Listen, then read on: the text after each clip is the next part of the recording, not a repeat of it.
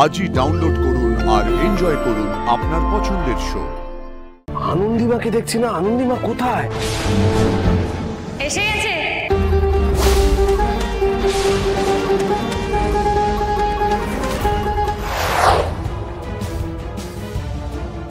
এটা সুন্দর নয়। এটা সুন্দর হলে পায়ে 10টা আঙুল থাকতো না, 9টা আঙুল থাকতো। শিওর? 100% শিওর। কিন্তু কাটা দাগগুলো, মুখটা। আমি এটা দেখবো, টাচ করছি।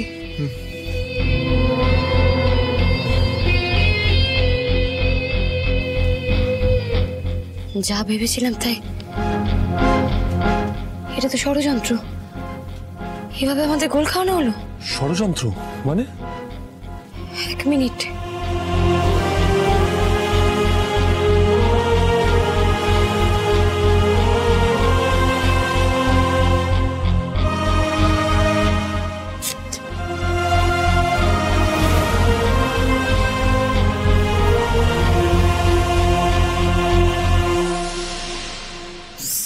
স্যার, এটা তো প্রস্থেটিক।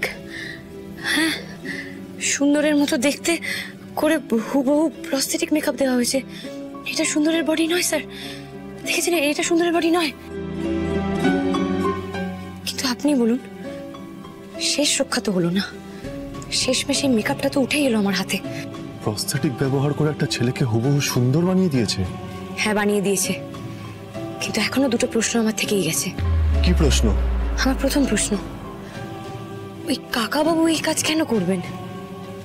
আর দ্বিতীয় প্রশ্ন, উনি যদি এই কাজ করেই থাকেন তাহলে অ্যাকচুয়াল সুন্দর কোথায়?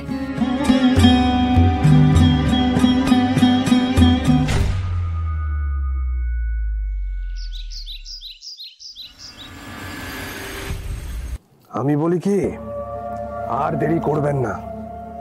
আদিকে তো কোর্টে তোলার সময় হয়ে গেছে। আমরা যদি দেরি করে যাই তাহলে ছেলেটার মন ভেঙে যাবে।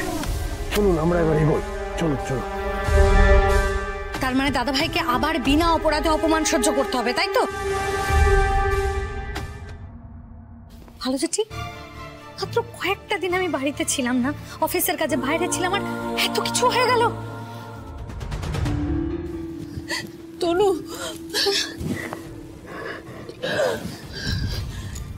রাগ করিস না। আমি তোকে ফোনে এত কিছু বলতে চাইনি রে। কিছুটা তো তুই শুনেছিস, বল। দেখো, যাই হয়ে যাক, আমি খুব ভালো করে জানি আনন্দি সবকিছু সামলে নেবে। এই এই তো সবে এলে, কিছু জানো আগে পিছে? কিছুই তো জানো না, এখনই বড় বড় কথা বলতে শুরু করে দিলে। কে বলছে জানি না মা, খুব ভালো করে জানি আনন্দি আর দাদা ভাই ভুল করেও কোনো অন্যায় করবে না। ওরা করতে পারে না, আর সত্যি না কখনো চাপা থাকে না মা। আজ না হয় কাল সেটা বেরিয়ে আসবেই। কলিতে সত্যি জলে ভাসে, আগুনেও পড়ে। ঘোর কলিতে তো আবার সত্যি বিক্রিও হয়। বাচ্চা মেয়ে, কিছুই জানো না তুমি তনুশ্রী। আচ্ছা, আনন্দি কোথায়? আনন্দিকে তো দেখছি না এখনো। ওটাই বলছিলাম, তোমাদের সত্যির পরাকাষ্ঠা আনন্দি পুড়ে ছাই হয়ে গেছে। আচ্ছা, সত্যি তো আনন্দিমাকে দেখছি না, আনন্দিমা কোথায়? এসে গেছে।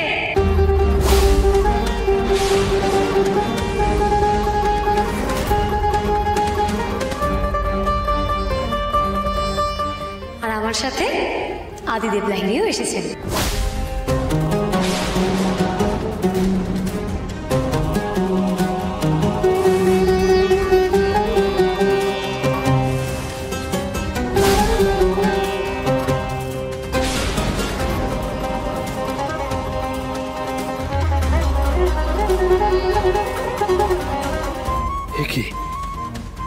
কি দেখছি আমি? ভূত না তো?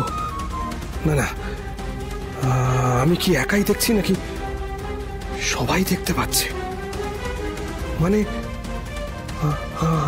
আনন্দি ফিরেছে, তাও আবার শালাবাবুকে সাথে নিয়ে। এটা কি করে সম্ভব হলো?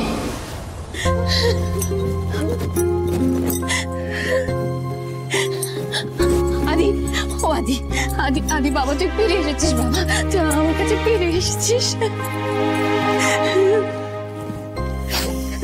আমি তো জানতাম, আমি জানতাম তনুশ্রী যেটা বলেছিল একদম ঠিক কথা বলেছিল, সত্যের জয় হবেই। অফিসার কিছু তো বলুন, আপনি নাকি প্রমাণ সমেত আদিকে অ্যারেস্ট করে নিয়ে গেলেন, তাহলে আদি ফিরে এলো কি করে?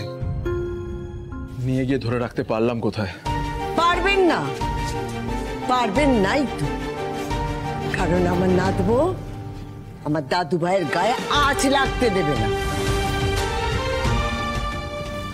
মা, ও মা, আপনি এসেছেন। ও মা, দেখুন আমার ছেলে ফিরে এসেছে। মা, আপনি তো সেই থেকে ঘরের মধ্যে গিয়ে বসেছিলেন, খাওয়া দাওয়া করছিলেন না, বেরোচ্ছিলেন না। আর খাওয়া দাওয়া বড় বৌমা, মনের কি সে অবস্থা ছিল গা? হ্যাঁ রে বড় খোকা, এবার বুঝতে পেরেছিস তো যে একজন স্ত্রীর কত ক্ষমতা। তবে হ্যাঁ, আমার নাতবো এই বাড়িতে সবার থেকে আলাদা। হ্যাঁ, আসলে কি বলতো ঠাম্মি, আমরা তো সবাই সত্যিটা জানি, কিন্তু তাও চুপ করে থাকি। আর আনন্দী সত্যিটাকে খুঁজে বের করে সবার সামনে এনে দাঁড় করায়, আর যদি না পায় হাল ছাড়ে না ও। এটাই সবার সঙ্গে ওর তফাৎ, এই জন্যই ও আলাদা ঠাম্মি, বুঝলে তো? কিন্তু আনন্দিত, তুমি পুলিশের কাছে এটা প্রমাণ করলে কি করে যে আদি নির্দোষ? তুমি তো অসাধ্য সাধন করেছো। এ বাবা, এ বাবা, এ আবার আমার দিকে এইভাবে তাকাচ্ছে কেন? অসাধ্য সাধনই বটে বাবা, তবে এই কাজ আমি করিনি। কাকাবাবু না থাকলে অসাধ্য সাধন হতো না। আজকে যা হয়েছে সবটা ওনার জন্য হয়েছে। আরে আপনি তো দেখছি ম্যাজিশিয়ান মশাই, মানে যেভাবে আমাদের জন্য করছেন। আপনি না থাকলে সেদিন বৌদি এমডি হতে পারতেন না, আর আপনি আজকে আছেন বলেই আদি ফিরে আসলো। Thank you so much. সত্যি দাদা, আপনাকে যে কি বলে ধন্যবাদ দেব আমি জানি না। আপনি আমাদেরকে চিরকালের জন্য ঋণী করে দিলেন দাদা। এই এত বড় একটা বিপদ থেকে আপনি আমাদের উদ্ধার করলেন। উদ্ধার তো করেইছেন। আজকে যদি কাকাবাবু এখানে না আসতেন তাহলে আমার তো অনেক কিছু অজানা থেকে যেত।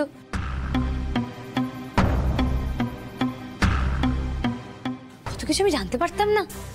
তাই আমার কি মনে হয় জানো তো, এই শুকনো ধন্যবাদে না কাকাবাবুর চিড়ে ভিজবে না, ওনার জন্য স্পেশাল কিছু করতে লাগবে।